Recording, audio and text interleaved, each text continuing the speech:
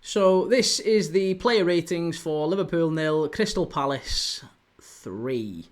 Not an awful lot of quality on display tonight, sadly, for Liverpool. I thought the first half performance, again, was not bad. I don't think we deserved to go in at half-time 2-0 down. I thought the players that were on the pitch, admittedly, it wasn't a great Liverpool performance, but for the players that were on the pitch, I thought the lads did quite well. And I thought we held our own for 41 minutes until Ismail Assar scores two very, very good goals. And from then we just never really recovered. We just completely lost momentum, and the game was effectively done at half time. I think at that point Arne Slot's looking at it and going, we don't want a 5-6-0. But let's not push out and try and get back into this game. Let's just accept our medicine. We're 2-0 down. The game's gone. Go out, enjoy it. Be disciplined. Be defensively organised. And try not to concede anymore. At least maybe let's try and win the second half at best. But we don't need to lose anymore. And by and large, we did all right at that. I mean, we still lost one more, but generally speaking, we did okay. But hey, into the player ratings, I would say first off, Freddie Woodman, he did all right. He did all right, didn't he? He wasn't brilliant, wasn't terrible. I don't think he had a chance with any of the goals, to be honest. It was 7 shots, I think, that Crystal Palace had. Obviously, 3 of them are the goals. The other 4, I think most of them were in the first half, weren't they? A couple of them were straight at him in the first half. Didn't really have an awful lot to do. I think Will Hughes had one that he kind of half volleyed at him. That was probably the most difficult one to save, but generally speaking, they were all pretty comfortable. It was a comfortable night for him, and the 3 goals, again, I just think he got completely exposed by the defence in front of him, and it's a difficult one for him as a goalkeeper. You concede 3, you always look at the keeper, but really, I don't think there's an awful lot he could have done about any of them. Unless you've got a world-class keeper in goal, and maybe we're a little bit fortunate and we've been blessed with Alisson over the years, and as a result, as Liverpool fans as a group, we can often look at goalkeepers who are coming in for Alisson and we think, I should have saved that. Alisson had definitely saved that, and in many cases we're right, aren't we? Because Alisson's just unbelievable. He's the best goalkeeper maybe in our entire history, maybe in the Premier League's entire history, but that's a separate issue. But anyway, Woodman, I would give a 6 out of 10. I think he was just okay. He was all right. At the back, Calvin Ramsey. I thought I was a little bit concerned when I saw Calvin Ramsey there, because obviously it's the first real time we've seen him in his Liverpool career. Obviously he signed from Aberdeen. When was it he signed? 3-4 years ago, something like that. I think it was 3 years ago, wasn't it? Anyway, he signed from Aberdeen. He's kind of bounced around on loan to a number of places. He's gone to, I think, Preston. I don't know if he's been to Wigan. Been up in Scotland for a bit as well. And he's getting on a bit now, or at least he's not a young player anymore. I think he's 23. Either way, he's not anyone you'd necessarily class as a young player, and he's had his injury issues, he's had his fitness issues, and performance-wise, he's not quite the player that I think we thought we were signing. But I thought he did quite well tonight. So I don't want to. That's not really a character assassination on Calvin Ramsey. I apologise. I think he did quite well. I thought he stepped up and did okay. He got into the box a couple of times in the first half, a couple of marauding runs forward. Maybe lacked a little bit of composure at the final time, but I think tonight for him was mainly just about putting him in the shop window, wasn't it? We paid £6 million for him when he was 18, 19, whatever it was.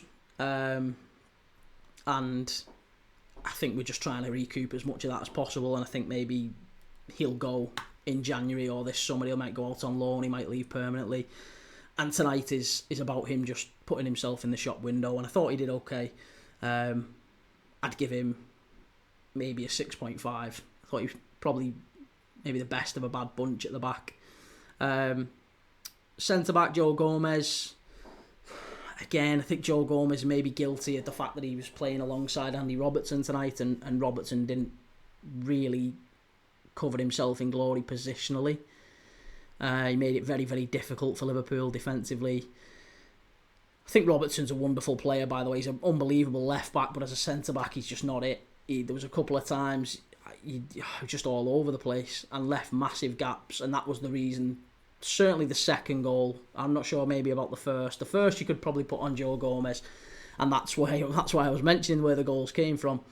The first one, I think, is it Pino maybe gets a touch, and Gomez tries to like intercept it, and it falls to Sarr. And if we're being pernickety, if we're being picky, you could say Gomez should just absolutely lace it, get it out the stadium, and it's a bit messy and a bit clumsy, and it's a bit of a heavy touch, and it falls to Sarr, falls nicely to him, edge of the box, and he just just volleys it into the bottom corner. Really good finish from Ismaila Sarr. Again, always Ismaila Sarr. So, yeah, Gomez, not a great performance, but I think in part that's at least due to his defensive partner and the fact that he had, Ramsey over the other side as well. New goalkeeper behind him. It can't really be easy for Joe Gomez. I've got massive sympathy for Joe Gomez because every time we put him in with a different bunch of players around him. And that's got to be like a really big... I mean, I don't know many players who you can just put in, just slot them in. Doesn't matter who they're playing this side, who they've got next to him on this side, who's in front of him, who's behind him. They just come in and give you a solid 8, 9 out of 10 every time. It's always going to be difficult when you're stepping into a defence and you're being asked to put in a solid, reliable performance as the leading, most experienced centre-back, and you've got a player next to you who's never played at centre-back before. You've got a young lad over this side making his debut. You've got a fella behind you making his debut. You've got a young lad in front of you in Trainioni who's basically making his debut, full start or whatever. It's tough. It's really, really tough for Joe Gomez. So he has my sympathy, but he didn't do brilliant. So I would maybe give him maybe a 5.5. Yeah, not brilliant. Did I give Calvin Ramsey? I did. I gave him a 6, didn't I? Next to Joe Gomez, Andy Robertson. Effort was there, but positionally all over the place. Andy, you're not a centre-back. I think Slot, we need to just end that experiment now. I would have rather put Endo in there and gone with a different centre-mid, whoever it is. It's less important that, keep Kirkes, put Kirkes at left wing, put whoever you want. It doesn't really matter, but we can't have Andy Robertson at centre-back. That was a disaster tonight. It was Andy Robertson, I felt, that was at fault for the second goal in particular, and that's the killer goal in my opinion. That's the one where we end up kind of falling apart, because at 1-0 we can maybe get back into it, and I think we were quite good in that first half. It was disappointing to go a goal down, and then the second goal just compounds it and wipes it off, and then the game's gone. So the second half became a total non-event. But Andy Robertson, I think, was I love him as a player. He's one of my favourite Liverpool players of all time. Wonderful left back. Don't want him to leave the club at all. But tonight wasn't his night at centre back. He was being asked to do something different. I'd give him a 5. It's a bad night for Andy Robertson. Kirkes on the left hand side. Again, he got forward. He did all right in the first half. He got forward. He linked up quite well with Rio Ingamo. I thought there was a little bit of promise there, and that might be Liverpool's future left-hand side, mightn't it? Kirkes is 21. Rio Ingamo is 17 now. These are two young lads who are a big part of Liverpool's future. If we play our cards right and they play their cards right and they keep developing as we expect they will, they'll be two unbelievable assets for this club going forward. And there was bright signs from them at times. I think Engamoa was up against a really, really good right back tonight in Munoz, and Kirkes was trying to back him up, but inevitably he was also concerned about the other way as well, and Sarr and Munoz going back the other way. And it did come down that side, didn't it? The second goal at least. But I don't think that was necessarily anything to do with Kirkes. So I think it was more to do with Robertson at centre back, and he got drawn out, and then he got difficult. Anyway, Kirkes, I would say 5.5 maybe, no better than Gomez. I would say, yeah, Calvin Ramsey was probably the best of a bad bunch at the back. Into midfield, Wataru Endo. Wasn't really his night either to be honest. He didn't win an awful lot of the ground duels, didn't really assert himself in the game in a way I thought he would. Him and McAllister should have really led that midfield. And I don't think they did really ever get on the ball and look. They lacked a lot of composure, I thought, when they were on the ball. I was expecting them to dominate, and they just didn't.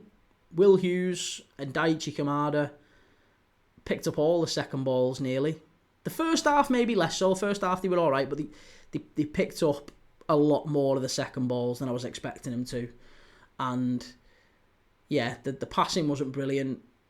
They didn't really cut out the passing lanes because inevitably they were breaking through quite obviously in the second, certainly in the second half. Palace, they had lots and lots of opportunities where they were just running through our midfield at will. So, yeah. Endo, disappointing. First real performance from him, first real game from him in a good long while. I would give him, again, maybe a 5.5. Not a great performance. McAllister, little bit better. We need to see more of Alexis McAllister. I think it was good to get some minutes in his legs tonight. I'm really, really hoping that with Alexis McAllister it is just injury and fitness, and maybe he's been carrying a knock. Because I refuse to believe that this player who we've been like in love with over the last couple of years, just a wonderful, wonderful footballer, world class, World Cup winner, is this bad. Like he's gone. It's the biggest drop off I've seen from a player in such a long time. I don't think I've seen another drop off like it, and I can only assume it's injury. It's been really poor from him this season, and tonight was a little bit better. A little tiny bit better, but not an awful lot better. Didn't really impose himself on the game in the way that we're used to seeing with Alexis McAllister. Didn't really lead, didn't really drive the rest of the team forward, and I would have expected that from an experienced pro. So, yeah, him and Endo, not the best.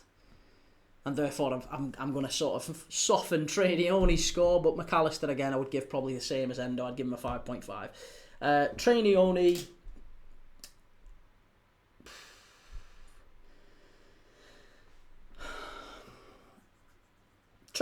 was all right. Again, I feel like I don't want to do the guy a disservice. I thought he did okay. He had 59 touches. He had 4 out of 5 accurate passes in the final third. 1 out of 1 accurate long passes. Didn't win a lot of his ground duels. That's the only thing I would say. He looks a little bit lightweight. He won 2 out of 6. He's also lost 4 out of his 6 ground duels. Went in for 1 tackle. Didn't win it. Committed 1 foul. So yeah, 6 duels, won 2 of them. It's not really his game. His game is more getting on the ball, getting into the final third. As you've seen, 4 out of 5 accurate passes in the final third, passing into the penalty area, sort of, picking up the ball and carrying it. I feel like he is more of a number 10, or at least more of a ball carrier than a sitting midfielder who can, put a foot in and stuff. He's going to have to develop that part of his game, isn't he? So I feel a little bit sorry for Nioni because the lads alongside him, the experienced pros alongside him, I don't think really helped him tonight, but I don't think the squad did. I don't think Arne Slot and the rest of the Liverpool team and the situation that we're in tonight really helped him. So Nioni's a very talented young player, very inexperienced player. And I like him a lot when I've seen him in the academy. I like him when I've seen him step up into the first team at times last season. And I think he's got a good future about him. So I would give him maybe a 6. Marginally better than the other two, for at least, I don't know, maybe he gets points basically because he's a bit more inexperienced and the expectations are slightly lesser than Endo and McAllister should be. So I'd give him maybe a 6.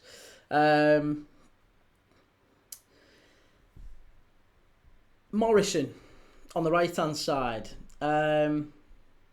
Kieran Morrison. Again, he tried really hard. It wasn't a terrible performance in the sense that he managed to get a couple of shots away. One of them was blocked, I believe. The other one was the header, where I think he actually should have done a little bit better with the header, to be honest. He got into a couple of positions in the first half where I thought, actually, if anyone was going to score for us, it might well have been Kieran Morrison.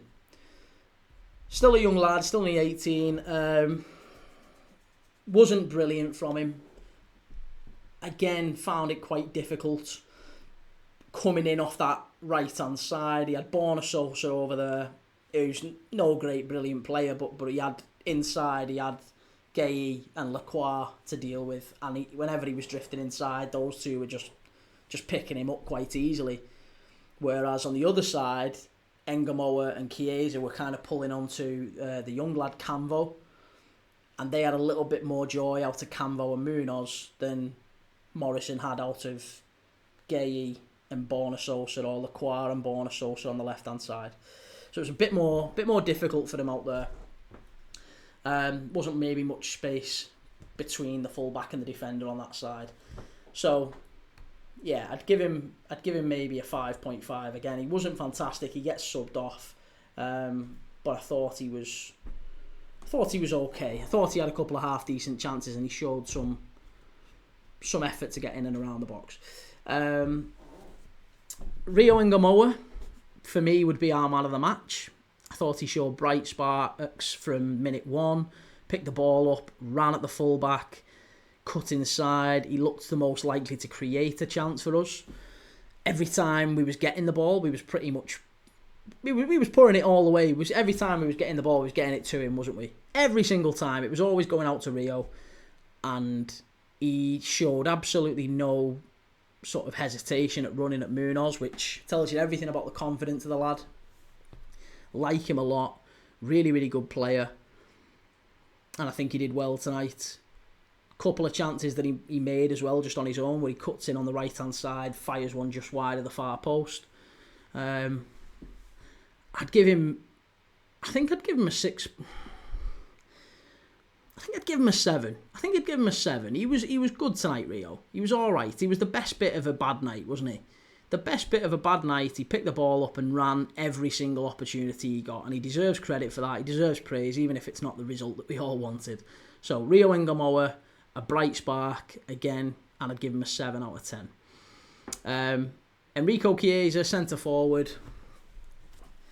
Again, it's not his position. Misses the biggest chance of the night for us in the first half. Clean through on goal. Should score. At the very least, should work the keeper. It's a tough night for him, really. He's isolated on his own against 3 very decent centre-backs. Certainly 2 very good centre-backs and a young centre-back. Gets the wrong side of Cambo. Long ball over the top from Andy Robertson. Gets in behind. And he got to work the keeper there, Chiesa. He's really got to work the keeper on his left foot. Big chance. Would have put us in front as well, that, wouldn't it? I think, at that moment in the game. That would have been massive. Could have been huge. Could have been the difference between maybe taking it to penalties, who knows. But it would have been a big moment for us and for Chiesa too. So decent performance, but didn't really get involved at all in the second half. Didn't really get involved beyond that, to be honest. I think he linked up quite well for the first 20 minutes, 30 minutes with Rio. And then as soon as the goal went in, everyone's head dropped. And it was a difficult night all round. So Chiesa I would give a 6.5. So again, marginally better. At least got into positions where he could hurt the opposition. The substitutes, I think there was a fair few. I mean, Lucky comes on, Gordon comes on. I think Gordon did quite well. Trent Cohn-Doherty did quite well when he came on too. I just want to give a quick mention, to be honest. I mean, we'll talk about Cohn-Doherty and Gordon and Lucky as well, of course. But I do just want to give a mention to poor Amara Nallo. 16 minutes that lad's played for Liverpool Football Club. He's been sent off twice in his professional career. Once in the Champions League against PSV, and then tonight again, last man. I think, listen, he's a really talented player in the academy, and lots is thought of him, and I don't think he'd even be in the side tonight if he wasn't thought of so highly. So I think he needs to remember that, and as bad as it is, as bad a night as it is, and right now he'll be feeling pretty low and pretty crappy, that he's been sent off for the second time in his Liverpool career. I feel a bit embarrassed and a bit low. One day maybe you'll be looking back on this and chuckling and laughing, and this is just it's all downhill from here. Or is it all uphill from here? It's all up from here. Either way, it's all good, mate. So yeah, just laugh. At the end of the day, it's a difficult night for everyone. You've had a bad night. Don't think it changes an awful lot. I think Amara Nallo, he wasn't brilliant for Liverpool when he came on, but I don't think any of the players tonight can really say they were absolutely fantastic. It was just a bad night all round, and it was a sobering night for Liverpool's youngsters against a very, very experienced Palace side. And yeah, that is my player ratings video. Make sure you go and check out my 3 things we learned from tonight's game, and also the instant match reaction video. I am live tomorrow for Pisa against Lazio. I'm also live on Friday, Wrexham against Coventry in the Championship, and then we're back live again for the Premier League this weekend. Man United travelling to Nottingham Forest. Obviously Liverpool against Aston Villa. We've got loads of games this weekend, culminating with Sunderland against Everton, which I think is Monday Night Football, isn't it? So I'll be live every single day watching games of football. Make sure you've liked, followed, shared, subscribed, commented. Let me know in the comments. Let me know what you think about the player ratings tonight. Do you agree? Do you disagree? Do you think I've got them well wrong? Let me know either way. And if you haven't already, yeah, please do click like and follow and share. It's all good. Really appreciate you watching, and hopefully see you in the next one. Take it easy.